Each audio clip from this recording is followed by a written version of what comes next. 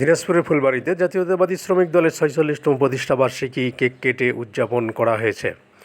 দিনাজপুর ফুলবাড়ী থেকে মোহাম্মদ আশরাফুল আলম দিনকাল বিডিকে জানিয়েছেন, দিনাজপুরের ফুলবাড়ীতে জাতীয়তাবাদী শ্রমিক দলের ৪৬তম প্রতিষ্ঠা বার্ষিকী কেক কেটে উদযাপন করেন ফুলবাড়ী পৌর শ্রমিক দল।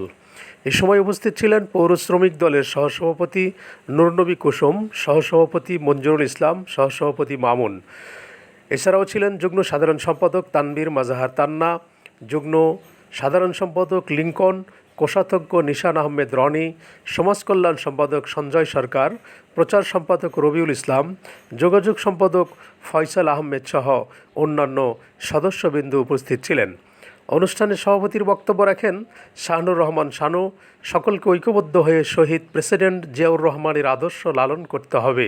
শহীদ প্রেসিডেন্ট জিয়াউর রহমান যে উদ্দেশ্যে শ্রমিক দল গঠন করে গেছে, ফুলবাড়ীতে আমরা শ্রমিকদের ন্যায্য অধিকার আদায়ের লক্ষ্যে আমরা সেই কাজগুলি করব।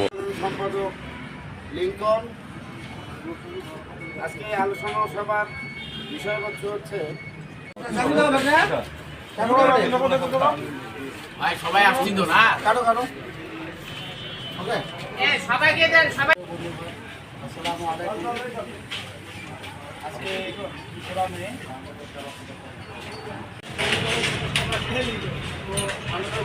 সবাই উপস্থিত আছেন। বাংলাদেশ জাতীয়তাবাদী